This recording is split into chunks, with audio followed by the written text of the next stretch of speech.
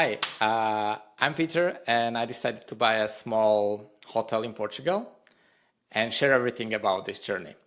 I know a thing or two about operating small hotels or guest houses, but I don't know really much about buying a hotel. So I decided to call a couple of friends, experts, and ask them a lot of questions that might sound stupid for them maybe, but I don't know the answers. And before I going to buy something, I would like to clarify a lot of things. The first person I called is David Kijlstra. And David has been a sales director of Zoku, what is a hybrid hotel chain from the Netherlands. And he has been also consulting a lot of different hotels all around the world, mainly in sales and marketing. So I decided to call David first because my idea is to first brainstorm with him different business models and concepts and ideas and clarify what I actually want and need, and then start searching the right property. And we had amazing brainstorming. I expected maybe to talk for 20-30 minutes. We ended up talking for 2 hours. And I asked him if I can record this call, and I'm probably going to ask the same the next friends I'm going to call and publish it as a podcast or YouTube video or however you can call it. So hope you are going to enjoy it.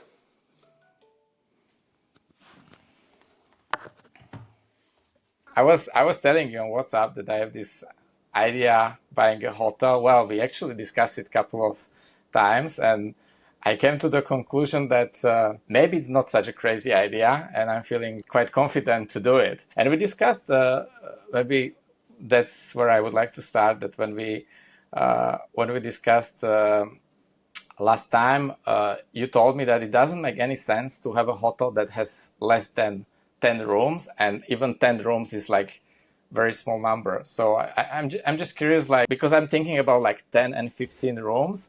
Is it coming because of like you cannot pay like the expenses for the manager, or why you think it shouldn't be less than 10 rooms? Yeah, exactly. I mean, it obviously is always very much dependent on what you want to create and who you want to house over there. What I just see happening a lot is, for example, it's funny, like this is Dutch TV series, right? Which shows like people who are leaving the country here and they're going abroad to start off a new life. And what they then often do is that they start with buying a property with like maybe where you can have 1 or 2 guest houses or rooms as a B&B. But the problem is if you have like only 1, 2, maybe up to 5 rooms, you'll almost never be able to cover like properly the charges of both somebody that might be cleaning the rooms, but also somebody that will be doing the check-ins for you when you're not there, which leads you to think that you basically always have to be there on site, and you're never able to experience this kind of freedom, right? Because you're always going to be very much connected to the property where you're going to be living as well. And that's something that I guess also you want to avoid. It's really fun. I don't want to be there. I don't want to be there all the time. You don't want to be there cleaning the rooms, Peter? No. Yeah. No. Isn't then the solution for this maybe because I've seen like this type of like small hotels that operate with very high rates, so they can justify like to having someone working there on site and having a manager. Maybe that's the solution, no? Like to have like a very high rates. I'm not sure if I want to go that direction. I'm just like exploring ideas. Yeah, exactly. So, I mean, if you're able to charge like luxury prices, so let's say from 300, 400 euros or dollars up per night, then you can have a smaller amount of rooms, right? Because then you, with an occupancy of let's say 70%, you're able to gonna charge a really nice income. But if you're gonna house like groups, and looking at your background, if you're interested to say you would want to host offsites, I mean, I would say you need a minimum amount of number of rooms of, let's say, 10. Either ways, I probably even would say maybe 15. And this is also a size that's more like available on the market, right? So if you're looking at, for example, if you would be transforming a farm or you would transform a larger like building, then those are more available, because otherwise you start coming into the already like the hotel kind of size, which is usually from like 30 rooms upwards. So I would think that that would be a really good size, 10, 15 rooms. That's also available on the market. And I think also somebody that we like very much, Isaac French, I thought what he mentioned was very interesting. He also said like you should go until 40 rooms for like these kind of properties, because that's also when you're able to house. This is also when you're able to create like this really interesting environment where you can personalize a lot. You can create a very like experience kind of hospitality, right? Whereas if you're going to go above 40 rooms, it becomes more of like this machine, right? Where a lot of has to be standardized. It's more difficult to give guests a very personalized experience. So I would say minimum 10, maximum 40 rooms. With that, you're going to have a very interesting size where you can organize smaller weddings. If you're interested in that, you're able to house groups. So perhaps offsites, companies that want to come over and stay there for 1 until, let's say, 5 nights. And it might be even during the high season, rent it out for more tourists that are going to come over. And during the low season, you're able to house business groups. I think that's going to be like the size that I would personally be looking at right now, right? Because I think that's like an interesting size where you're able to convert a building, maybe take over a smaller hotel. I think with that, it's going to be like the perfect size at this moment, especially also if it's going to be your first hotel. You don't want to start buying immediately up like a 120-room hotel. This doesn't make sense at this stage. That was my initial idea, but it seems to be a bit risky. I think it's also from Isaac. I was reading recently that he mentioned something like the number of 35 rooms is when you really need to have a restaurant. It's also like it makes sense to have a restaurant. If you have less than 35 rooms, it doesn't make sense to have a restaurant unless you have customers, the guests in the restaurant from outside of the hotel, because with like less than 35 rooms, you are not going to make the restaurant profitable. And that's something for me, like this number, that 35, that's probably the maximum, but it also, I don't want to have restaurants. Like the whole idea about the concept is that I believe it can be quite autonomous and automated, the whole operations. And I did something similar with the co-working space years ago in Lisbon. Everyone was telling me that, you need to have a community manager, and you need to have always people on site, like to have a co-working space. And then like co-working spaces have very low margins. So when you hire people, then basically the employees eat all the margin and the business doesn't make any sense. So what I did, like I focused that co-working only for the groups, for like workshops or company retreats and any type of event. So B2B clients could rent it for the event. And it was all self-service. And how I did it, like first I was there, that person, like serving everyone.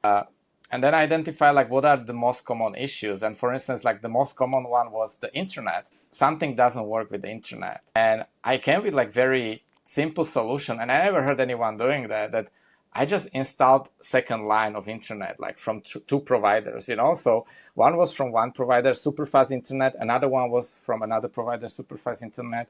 I made them both available. And I just made the guidelines, like if internet doesn't work, connect to second line. And it never happened that the internet never didn't work. It happened only once or twice that the electricity didn't work because there was some blackout in the neighborhood and I couldn't do anything about it. So I've been thinking like, what can be these things about hotels that you think that you need to be there and to have a reception and manage everything. But if you remove certain things and automate them, you don't have to be really there. And one of them is the restaurant. If you serve the food, like you need to have staff, you need to have people who manage it.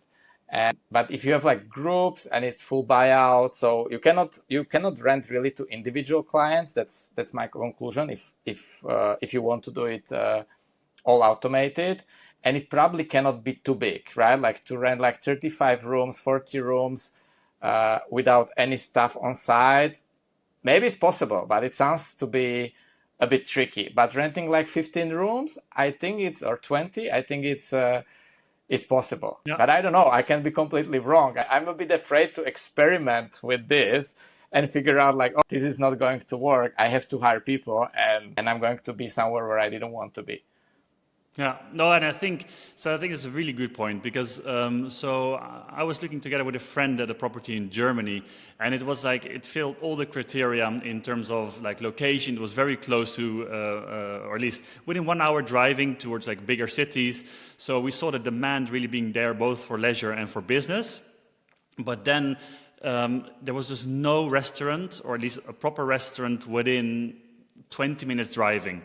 And then so that in terms of organizing an offsite, like we would have to have a restaurant on site. The property was also quite small. I think it was 60 rooms, 70 rooms. So we were then, that became such a big issue for us that we said, okay, I don't think this is going to be a good property in the sense of if you don't really want to organize, have a restaurant staff, I mean, that's also going to be super difficult, right? Because then you have to obviously employ them for the whole year. Catering, not really a possibility. So that was already one of the reasons why we didn't continue looking at that property. But how is it for you then? Would you say, do you have already certain guidelines in mind for how far you want to be away from the city in terms of destinations? Do you have already like areas where you're looking at where you say, okay, that would be interesting based upon certain criteria? Yeah, well, so I have the data from Office. We organize this company offsites. We mainly focus on the larger groups, like 20, 30 plus people. So we don't have so many of these small groups, but we have a lot of demand for them. That's what also like the one of the reasons why I thought like why to do this, because we couldn't find like many properties that would be a good fit for these venues. And why? It's actually exactly because of what you say, that you have a lot of very beautiful venues that are remote, like with 10, 15 bedrooms. They are remote somewhere in the countryside. There is nothing around, and it sounds like a dream. Like you see the pictures and you are like, oh, I want to go there. But then you start to think like, okay, how I'm going to do the lunches and dinners. And if you are, for instance, a corporate group, like you are not going to ask your colleagues like, hey, who is going to cook the lunch tomorrow? So you want to outsource it, right? Maybe when it's a family, it's a different story. So in that case, it's important to have there some kitchen so people can cook.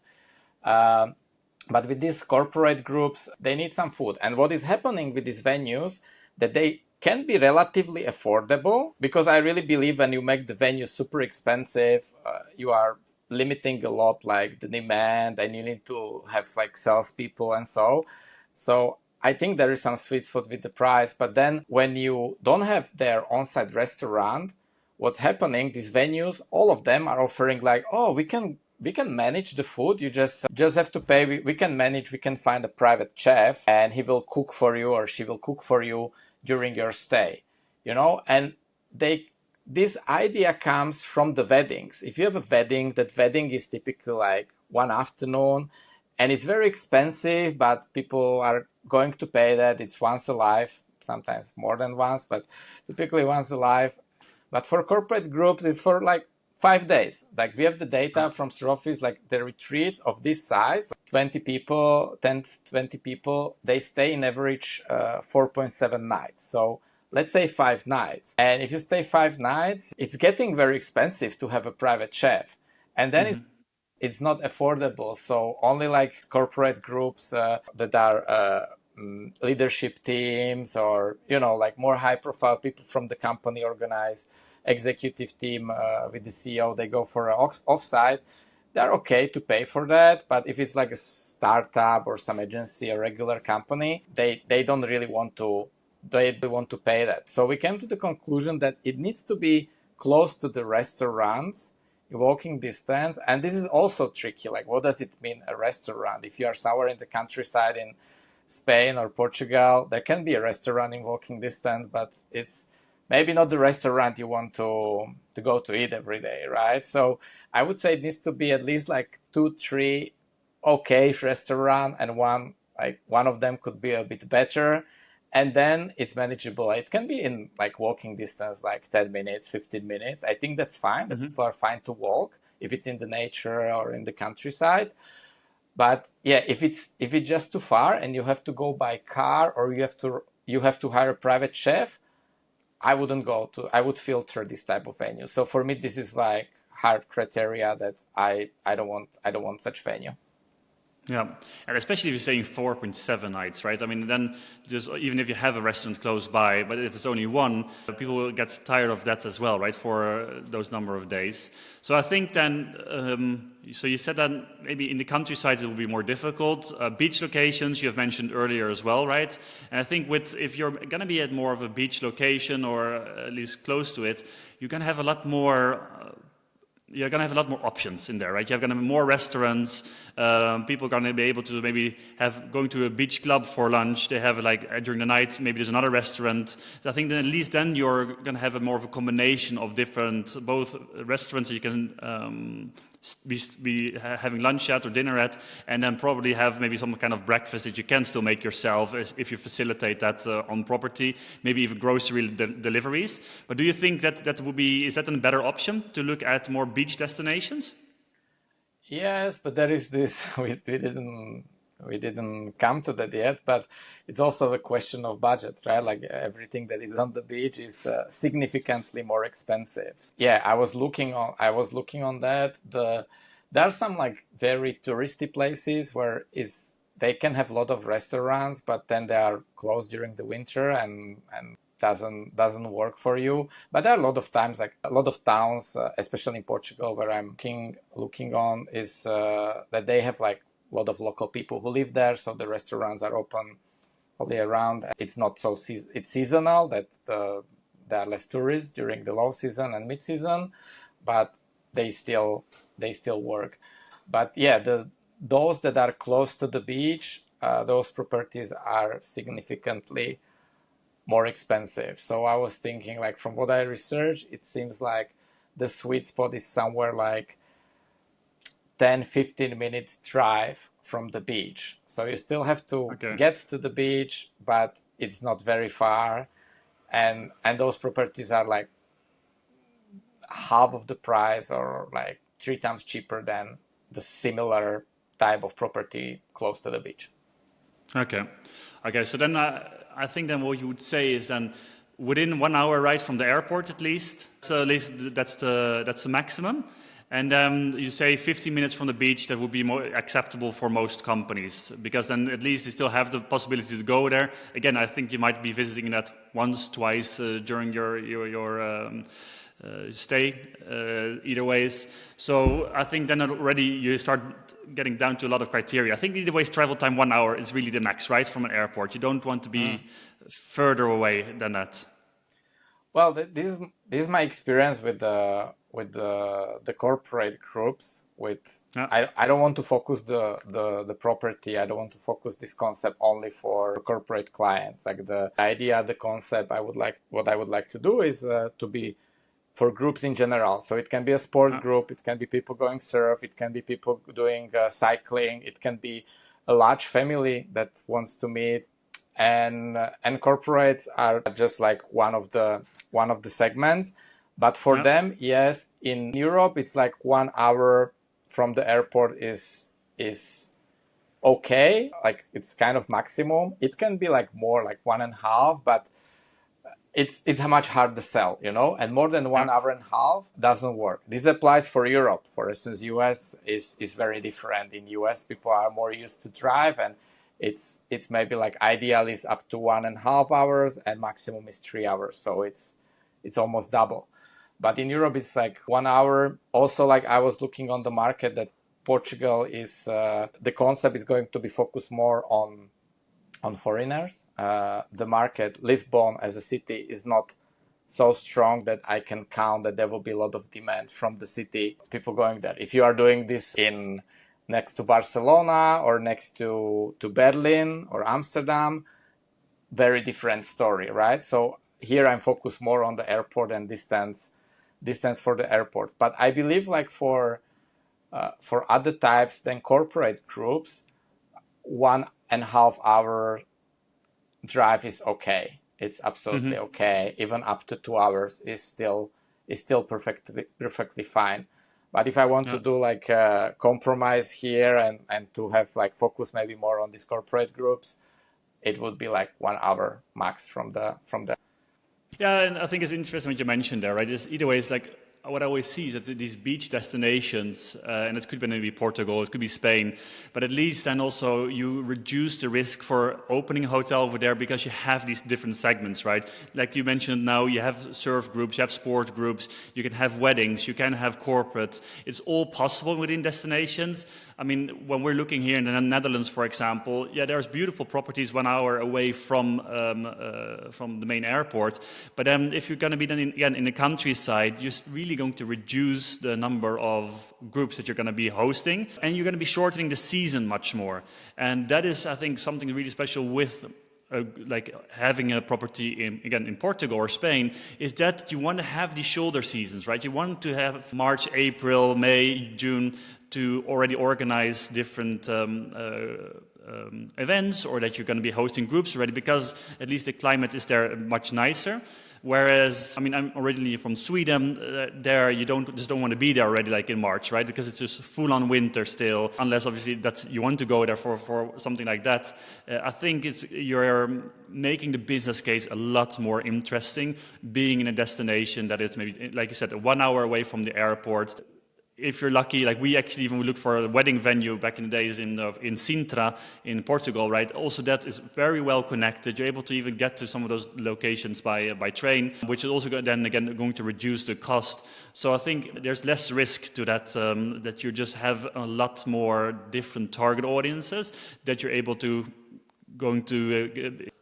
Again, a property more here in Northern Europe, where you have these certain seasons which are going to be doing very well, and especially because I would have loved to be able to use the summer period in order to rent it out to tourists, when you're able to charge like really high rates, when most of the corporates are either ways on holidays.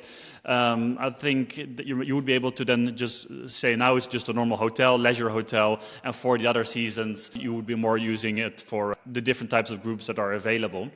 So I think it really would reduce the risk. And at 1 hour, I see it coming back a lot, even for weddings, like where people do not really feel comfortable asking everybody to also buy flight tickets and to rent a car and to drive very far, right? It becomes a little bit of a harder sell, even though these are relatives or friends of yours. Yeah, So absolutely. So I think with that, we would have already a few of the requirements, right? It's like between 10 and 40 rooms for Europe, at least, which is our initial plan. We'd say within 1 hour driving from a major airport, at least a big airport, preferably Southern Europe, and perhaps then 10 to 15 minutes driving from a beach, preferably and also with restaurants in the area that you can make use of. I think with that already, you're starting to get to some really good criteria in order to find different properties. How is it with, I love your new feature that you added to buythathotel.com, where you now also have like climate factors. You take that into consideration. Because, you know, sometimes I speak to people who say like, I would not dare to buy a property in southern Spain because, you know, the climate is going to be changing, it's going to get a lot hotter. And I'm like, yeah, that makes a lot of sense during July. However, it also means that you're going to have longer seasons, right?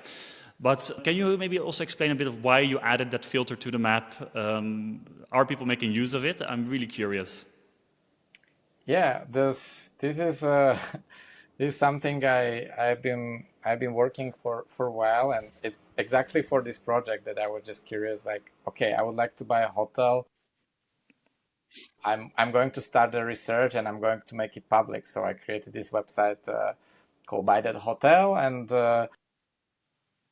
I started to basically search and curate all the public listings for hotels for sale. And when I added them all on the map, I realized that, well, on the map you can add other layers of information and evaluate these properties like super fast or disqualify them super fast. And I showed it to a couple of friends and they were like, oh wow, I didn't even realize it. Like, for instance, in Portugal, they have like serious problems with fire, wildfires. I found the data set that I just uploaded here into this map, and it shows like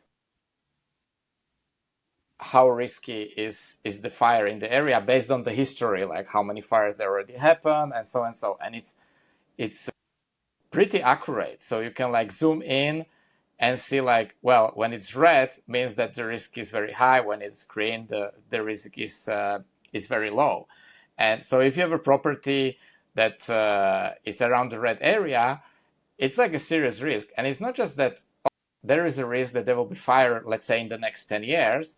It might not impact your property, but if you go to some insurance company and you want to insure your hotel, insurance companies, they are looking on this data, and nobody's going to insure your hotel, right? Or if they are going to insure, well, they will insure you, but they will charge you a lot of money, right? Because they know that the risk is very high. And then you have to choose. I'm going to pay nothing and be in like huge risk that my business can wipe out from one day to another, or I'm going to pay a lot, means like my costs, like yearly costs, are going to be very high. And yeah, I started to look on some other data, what I like average temperatures. That's quite simple, right? Like in Portugal, it's south of Portugal is warmer than the north of Portugal. But for instance, when you look on the rain, it's not so straightforward. There is more rain in the north, but there are some areas that are super rainy. And for instance, I love the north of Portugal around Porto, but yeah, it doesn't work so well like for in mid-season and low season, because that's exactly when it's raining a lot. So I wouldn't consider a hotel in that area around Porto. Then I also see this trend that you This is have. crazy, by the way. This graph, it's what a difference it is if you compare the south to the north, right? I don't think a lot of people would know that there's such a big difference in rainfall, where like the south receives so little, and the north, like, I mean, that's more Zero. than the Netherlands, more than yeah, more than the UK even, right? Like the north of Portugal. I think that's stunning data. Love it. Yeah, and if you look like from the trends perspective, that the south of Portugal is going direction of Africa, right? Like there will be in 10 years there might be in Algarve there might be a climate of Africa. So for instance, I love to go to Algarve. I'm going actually this December. I love to spend there time during the winter because the weather is super nice. It's mild. You can have like 25 degrees in December if you are lucky. It can be also rainy, and during the night it's a bit colder. But I would never go to Algarve during the summer, because you can get like 40 degrees and it's going to get only worse. And Yeah. this is also a problem like with like the risk that there will be no, you have a property in the countryside, you have some well for the water, and there will be no water. What are you going to do? You have a guest house with 15 rooms and you have no water, so you need to import the water from somewhere, and this is going to be way more expensive. So again, your costs are going to be super high. And the last one And I found, like, an empty pool doesn't look that nice either, right? For your guests to come over. It's 100%. it's insane. 100%. And then like this was, I posted some the information, like this data about the fires on my LinkedIn, and a lot of people gave me more ideas. So I just started to add more data points and research them. But maybe the last one I want to show you is like this. For those, by the way, who are listening without the video as a podcast, like this is we have also like a video version.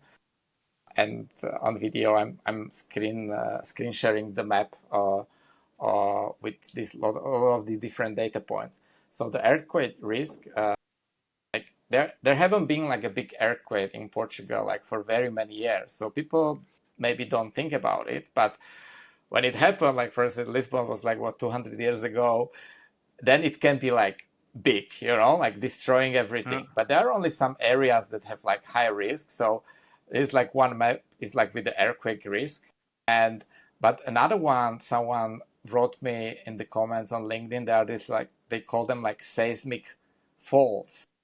And these are like, I'm not an expert, but my understanding in simple English that there are some lines on the map where when there is an earthquake, that's where there is the most destruction on those lines, right? So if you have Wow. we can show you like the hotels. If you have hotel that is like directly on that line,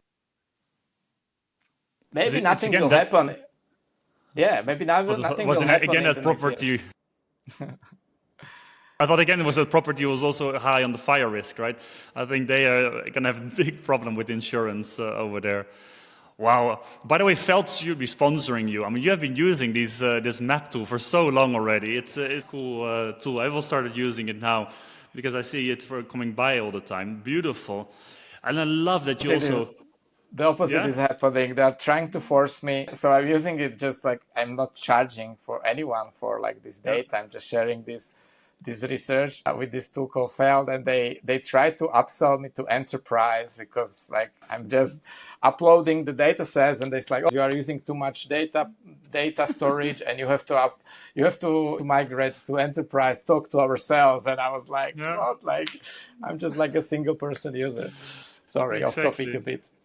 No, it's amazing, and I love that you like take all these properties. Like normally, it's so difficult to find this, right? Like to get this information and the overview of an area, but also already you've combined all these properties on a map. Because usually these local brokers, I mean, the websites you don't even know, like, are they ever being updated? Is this property still for sale? Like, I mean, getting contact, like, it's so difficult to get an actual proper overview of this.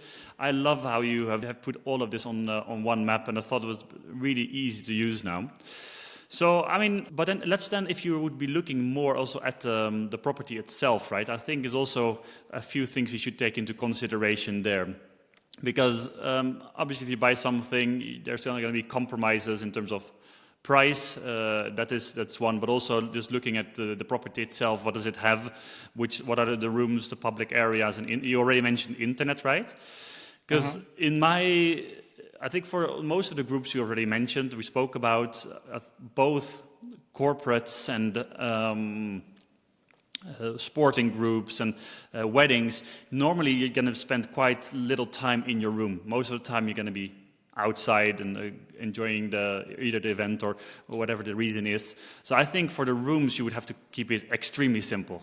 Do not invest too much in it. Hopefully just doing like we call like a lipstick renovation to make it like pretty, but not spending so much money into that, because most of the people will be outside. Like almost like a Motel 1 where you have the basics, you have nicer design than Motel 1 definitely, but really focused on just like the essentials in order for the people being comfortable, but it doesn't need to be luxurious in any way. Do you agree with that, or how does your data look from your side?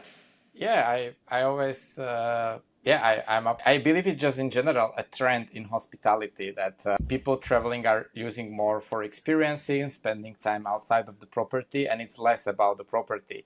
And yeah, on one extreme is when you have a motel. Like Motel 1 is not a motel; they just have a very terrible name that people think They that it's rebranded you. motel. Yeah, in theory it's like good motel that you go to sleep there, but then maybe motel is not the right example that in terms of common areas they don't have good common areas. But a hotel that has like, small rooms and good common areas. Here is a bit problem that if you are already buying existing hotel, those rooms are built, right? So you cannot change them much. Like what I saw in some places when I visit some properties is that they make really large rooms that you can technically divide them into two and you can make two Yeah. rooms. That's interesting. But usually it's not big enough that you can make two rooms. So you are like, okay, this property have 10 rooms, but could have easily 18, but you cannot do anything about it. But then it's about it's definitely about the common spaces and common area. How I'm thinking about it is that it has to be very flexible and modular. So you have a group coming there for corporate offsite. They're looking more on something like they want to have some flip charts. They want to have a projector, they want to have comfortable chair for working. And then next week is coming their family. They are more looking like in these common areas, like how to host dinners together, or maybe some play dates, or maybe they are going to do some activities, and maybe some sport groups. They want to have it like a pub in the evenings to have some beers after surfing or cycling session, right? So I think, and I haven't seen really properties like focus on that.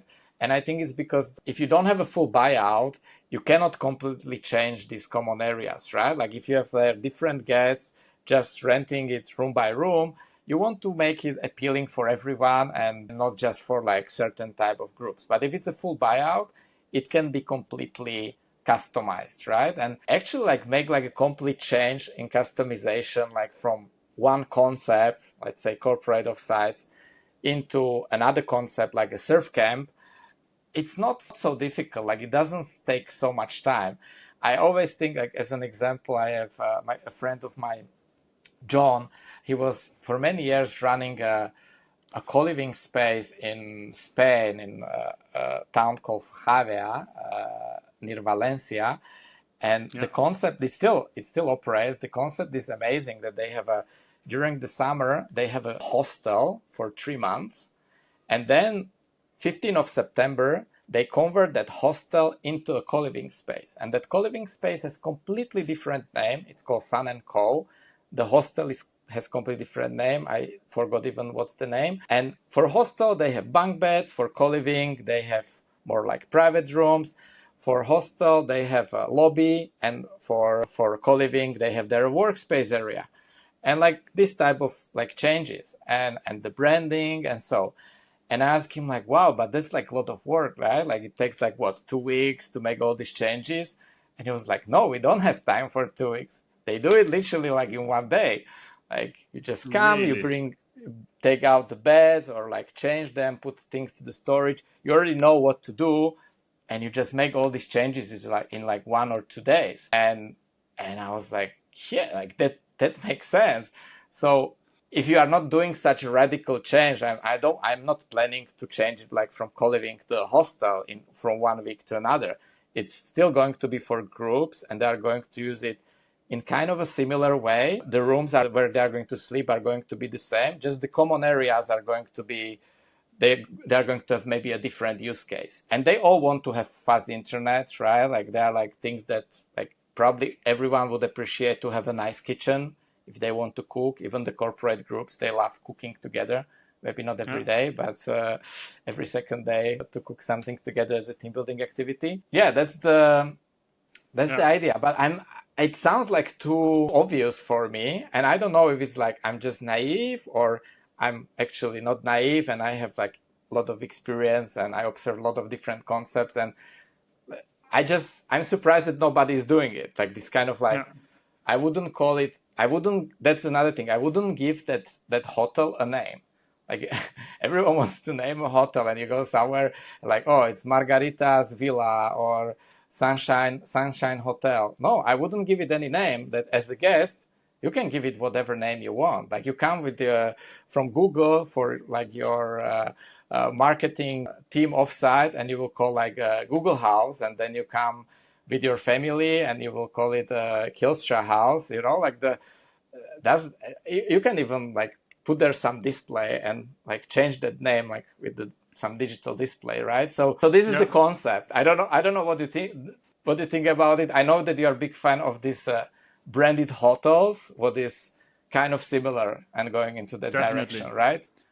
Yeah, exactly. So, I mean, just if we're going to speak about the public areas, what you mentioned, I will also, obviously, branded hotels is a big passion of mine. But I think about these public areas, I completely agree with you that, like, when it is, like, a great working facility can also be a place where you can have, like, great dinners, right? So I think, in that case, relatively little has to change, but I would really invest in these public areas, right? To create a really great kitchen where when guests maybe are arriving, the fridges are already filled. Like, you know, you have everything looking nice. You can just grab whatever. It could be fruit or drinks. That one, I think, going to be almost across all the different groups. You can have like a similar type of design, but there should be a lot invested in there. That there should be enough places where you can also maybe like relax. Maybe it could be a room to have a phone call. You could even do it in your own room, obviously. But I think the public areas are the things with a really great kitchen, good working facilities, comfortable chairs, where it should really feel abundant in that sense. So I think there is where a lot of the money should go, preferably indeed avoiding touching the room and room designs, because then suddenly you have to start adding new bathrooms and plumbing, and that's where it's going to be so incredibly expensive. But the public areas, and what I love that you mentioned about the signs, there's this company right now here in Amsterdam which is called Mr. Green Offices, and they say you're not allowed, right, to rent an office for a whole month. You're only allowed to rent it per day, and if you rent it for the day, you have to be there. And also they say that they never want to have an empty office over there, because when you come in and you have already booked the space, on the screens when you walk in, it's already personalized to your company. So on the screens it already says like welcome to the Google office or to the Stripe office. It's like the desks they're already being adjusted to your height, your way of working. Everything is just completely set up to it feels like your office. But in the afternoon they can rent it out to a different company and it feels like their office, right? So I love the extent they have thought this through in a way that everything should just be easy to be customized. Even like everything they make is like a CVC designed, so all the parts, like there's also no electrical outlets in the walls. Everything is coming down from the ceiling. So the ceiling is basically where all the electrical installations are, which also means they can easily just remove a wall, make an office bigger. And it becomes so flexible. I think it's like a mind-blowing design. I really think this is where the office industry will be moving in the future. But this is also something you can adapt to these kind of spaces, right? Where even, like I said, if it's a family coming already, if the spaces are personalized to them, you might even have their family photos or on the walls, or of the sports team, or of the corporate, that you walk in and already feels like your space. I think that's going to be really cool in order to do. Internet makes a lot of sense. I mean, you wrote about Starlink. I think that's going to make it at least easier on some occasions to have like also this double line you spoke about. You might have a wired connection and you might have a wireless connection. But then, yeah, branded hotels, in my opinion, they are the future for a lot of reasons, right? Maybe to just do a little bit of a backstory. I think in times of crisis, there are two concepts that are doing really well. And that is like the ultra luxury and the budget hotels. And that's been happening in 2008 as well. Like the ultra rich, at least let's not even say ultra rich, but the rich, they will continue on spending. And the people who are maybe more in the middle, they might go more a little bit towards the budget. If they're going to go visit the city, they might choose a cheaper room because they're there to experience the city, go to a festival or to an event. And the segment in between, the 3-4-star hotels, they are the ones who start to struggle. And we see that coming back a lot, especially in southern European cities, where these family-owned hotels, they might not have the same budgets as the bigger hotels. They're not there in terms of innovation, in terms of tech, in terms of like the marketing capabilities and sales. And with that, their margins are becoming smaller, and they have nothing sticking out because they're the Santa Maria hotel. They don't have anything that really distinguishes them from the next hotel. So in those, they are starting to have more and more problems because they're like getting hit by much higher OTA fees. Maybe they haven't invested in their website, so they're struggling with getting the direct bookings in. So what are you going to do if you're a property like that? And I think that is where really these branded hotels are coming in. And branded properties have already been quite big, I think, in the hospitality experience, in the hospitality industry. If you look at beach clubs, so you had the Loro Piana, you have the Dior beach clubs, and they're all completely branded, right? So that people have the feeling that they're going to this brand. They might even have stores in there. But for hotels, I'm like, when is the trend finally kicking off? Because it's even much better, I think, to stay at a hotel. Because you see, for example, like Rafa, they have these concept stores, like these cycling concept stores in the city. But usually when I visit, they're quite empty. And it's nice to obviously have a coffee in there, but I would prefer going with a cycling group to a hotel, stay there, live there. Like if everything would be branded around the Rafa, I would become a big fan, right? I would like feel so connected to it. And I even did a few like research and interviews with a few people who would be like not of the Rafa team, but they buy all their gear from a different company. And I would say, hey, if there would be a Rafa hotel, would you visit it even though you buy your gear from a different company? And they're like, yeah, I would just want to visit the hotel where my community is, right? If there's cycling enthusiasts there, I want to visit that location. And because I can talk with them, have chats about them, and then I think that for so many companies, there are these opportunities. Same goes for car companies, right? Right now what happens is like Audi launches a new car model. What they then do is they get that car to, for example, Switzerland, invite all these journalists who are going to be flying in, they stay there for 1 night, 2 nights, and then they test drive the car and they leave. But there's nothing like personalized about the hotel, it's just there for the car. And like, but make it bigger, right? Already invite all your loyal customers over there. They might even want to spend a few, like 100 euros for a hotel room as well. They're going to be test driving the car, they just take the car when they're going in, visiting the different areas. And with that, you suddenly really become part of the brand, you're going to be living it.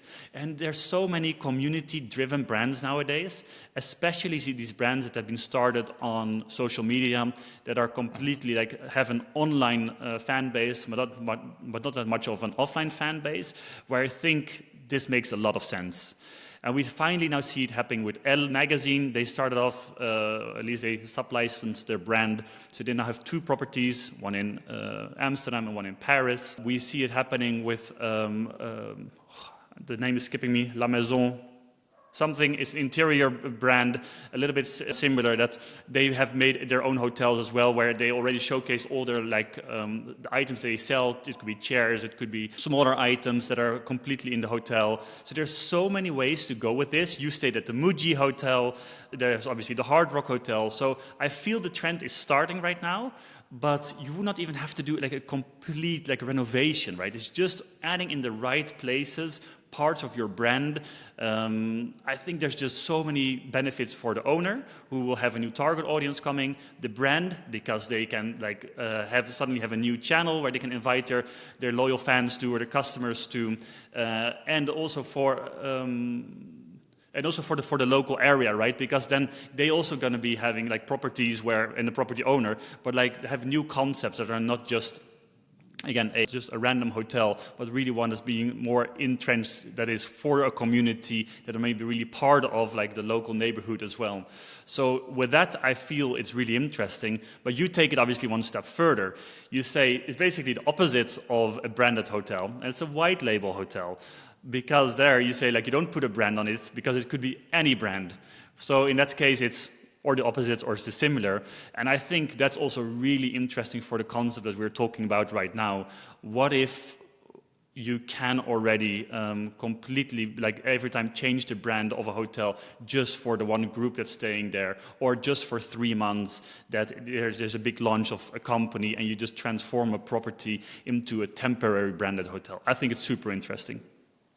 I love that you you have done a business development basically for Rafa, right? Like you were doing even the interviews with the customers. That's they should listen this and consider it, because Rafa, I think it's much easier step for brands like Rafa that they organize these trips for their community, so they go to cycle wherever for 1 week. So you already have people that you are able to sell them like branded trips.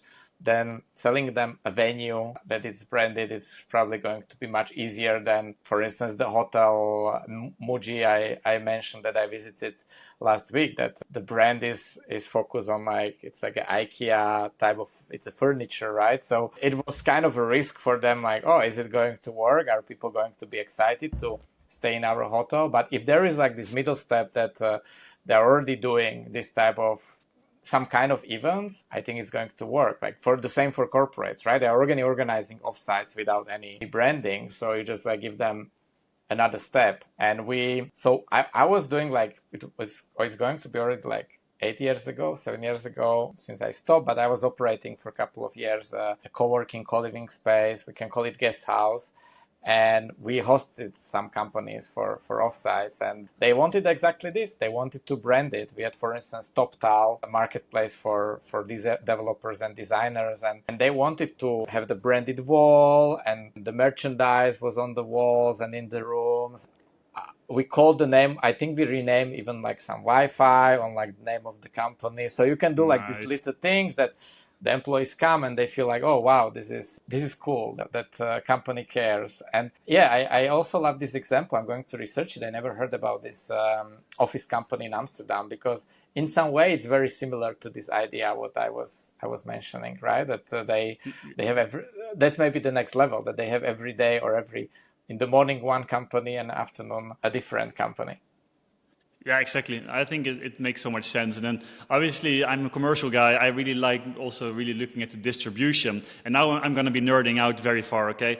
But I think also towards, like, if you're going to be selling this, right now what companies so often do is they send brochures to hotels, and they're very standard. Nothing is like customized normally towards like company you're sending it to. But with this, what you could do is already create hundreds or even thousands of landing pages for your property, right? So with AI capabilities right now, you're able to take a space and you can already start adjusting some things towards a certain company. So perhaps you can already start on stripehotel.com, already completely customize it, send it to this booker, and they could even walk around in this space that is already completely customized to the without them even having to be there, right? And I think it would be mind-blowing. You could even be ranking for that. If they search for Stripe Hotel, they could already like come to your webpage. I think there's so many things you can do with this that companies are going to be like, okay, you really took a step much further than others. I think this can be mind-blowing for a lot of potential buyers for the companies. There's so many possibilities with this, right? So I think... Yes, sorry? I see some copyright issues there, right? Like you can send it to Stripe and they're like, oh, why are you using our logo and our branding and so I can imagine maybe we're just gonna maybe not gonna rank the web pages, but at least you can already send it to them, right? That like every single part, they already have the feeling that the experience, the whole guest experience is already tailored to this company. And I know there's some amazing people out there, they're so good with guest experience, right? And they just they chop up the whole part, which maybe a group will go through, a corporate group, from A to Z, that every single touch point has been thought about from a company's point of view. And you take like the high effort, the impact moments of a stay, and you're going to be personalizing them. I don't even think it doesn't even have to be very expensive. A lot of it can just be done, just replicated with just the right branding. But I think this is really going to be a game changer if you're going to be selling it in this way. Love the idea. Well, you are the sales guy, and you have been helping hotels actually with sales, right? And I don't know if you still do it, because I know that you recently launched this mastery course that if someone wants probably consulting from you, you will send them the link. Here is my online course, and I share there all my knowledge. So I don't know if you are still doing the consulting with new clients, but you have a lot of experience with previous clients already. And I'm curious, when you talk with the hotel owners, like what are the common issues that you see, and maybe nobody's talking about. You at the beginning when we started, you mentioned that they end up in the situation that they started like a small guest house and it works well, but they just hated that they became slaves of that business and they cannot go for holidays because there is nobody else who will manage that business, and the structure of the business, or let's say it in simple way, there are no profits to hire someone else to manage it, and you just like have a passive income, because then it's not profitable. It's only profitable because you are there an employee. Like, are there some other things you see when you talk with like the owners of small hotels, that they end up in some trap they didn't expect, or it's maybe not so obvious? Yeah, I mean, so typically we work with larger clients, right? So that's usually we work with, or they should have one property of like hundreds of rooms, or we work with chains. I mean, we do work with smaller ones as well, but in that case, I mean, you know it as well that if a property is owned by somebody who has so much passion for the company, they sometimes say they want to change, but in the end they don't, right? Like, it's really like a lot of the companies say we want innovation, but when it's time to change or to invest, it doesn't happen in the end. So, I mean, what we do see is, especially for a lot of hotels, is that they have, you know, when we speak to a hotel, also a lot of times before opening, and if they worked at other hotels before, what they usually do is they say we have this property, now we're going to hire a marketing manager, now we're going to hire a sales manager. We're just going to create standard of like all the hotels are doing right now, right? Instead of just really being so incredibly focused on this one target audience to say, what does this target audience want and how can we really cater to them? Or maybe let's say 2 target audiences, right? So I indeed have a sales course where we really help hotel sales managers to become the best in the industry. But I have spoken to hotels who said, like, I mean, we're really interested in this. We're going to be hiring sales managers. And I tell them, don't do this. It doesn't make sense. Like, yes, you're going to have a few corporates, but it's not going to be like living up to the wages you're going to be having to pay. I really usually say you want to have 8 times ROI out of a salesperson that you're going to be hiring.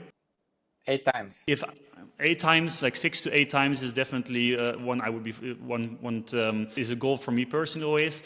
If I don't see that happening, don't do it. Right now, we're working with a property that is, or with a concept that's very design focused. So they have beautiful rooms.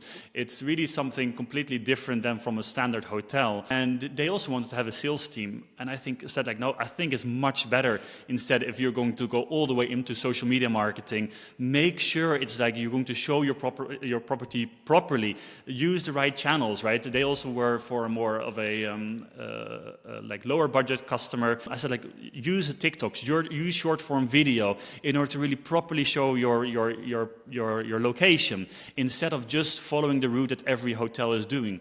And that is something because somebody else has hired a sales and a marketing manager, they just do it themselves as well. And I usually just take a step back. It's like, where are you going to be earning your money right now? What is going to be the most profitable target customer that you can find, and let's just create a commercial strategy that's completely focused on only this guest versus just trying to focus on everybody. And that last one is what I see happening so many times. Those hotels just want to have Booking.com, they want a direct website, they want to have corporates, they want to have groups, they want to have meetings. They just start doing everything, but they don't have a team that's specialistic enough to, because they have so much things they have to focus on that they start doing everything 50%.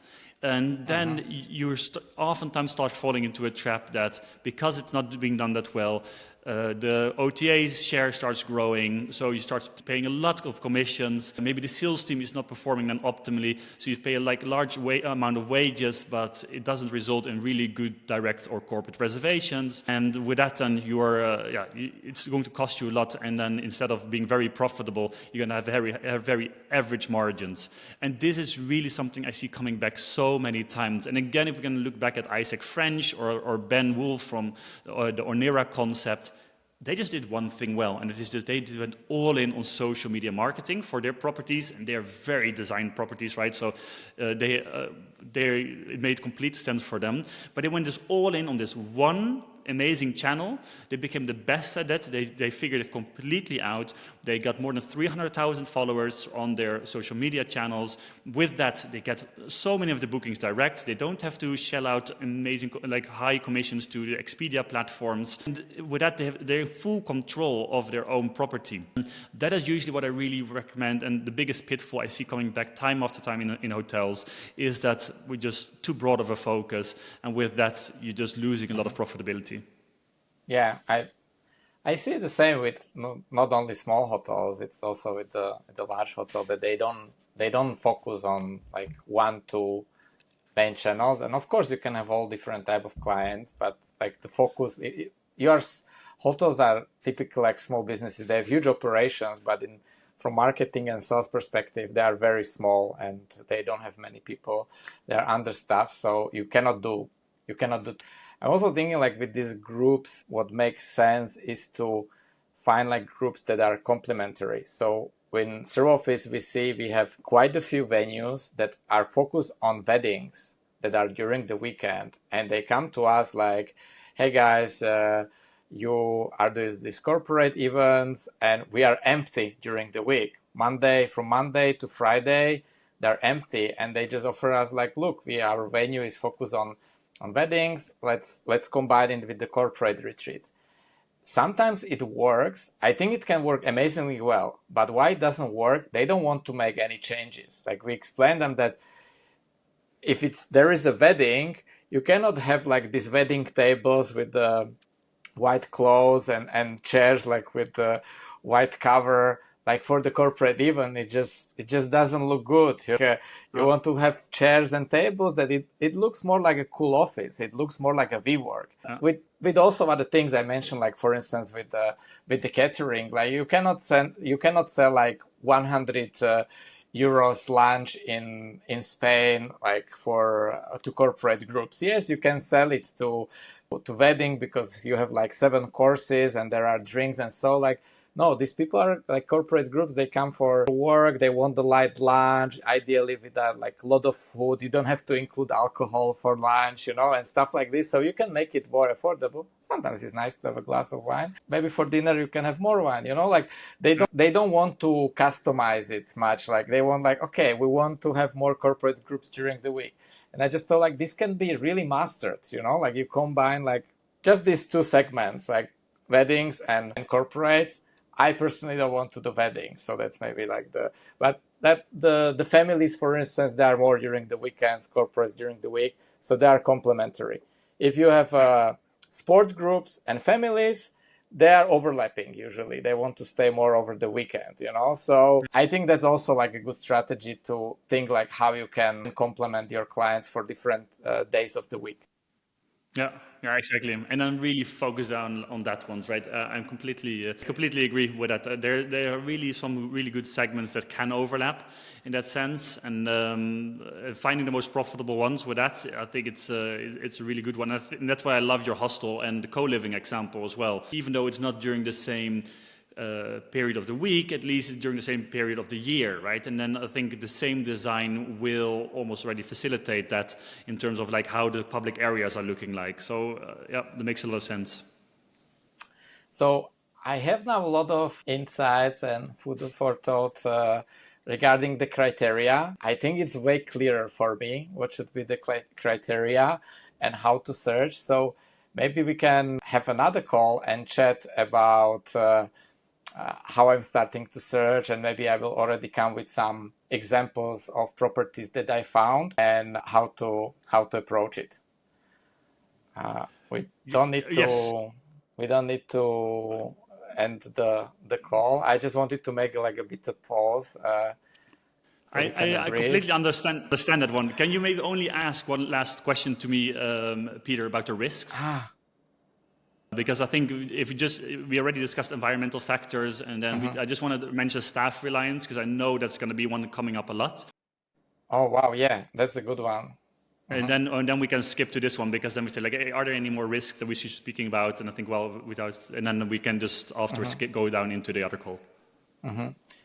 So yeah, so you mentioned these different risks, and I think we're also discussing the one about the staff, about the employees, because I personally see this as an issue with the hotels we work with office that are in the countryside. They constantly have problem to hire new people. In the cities, it's more easier. There are more employees. You fire a waiter, and the next day you can have someone else who will be maybe more reliable.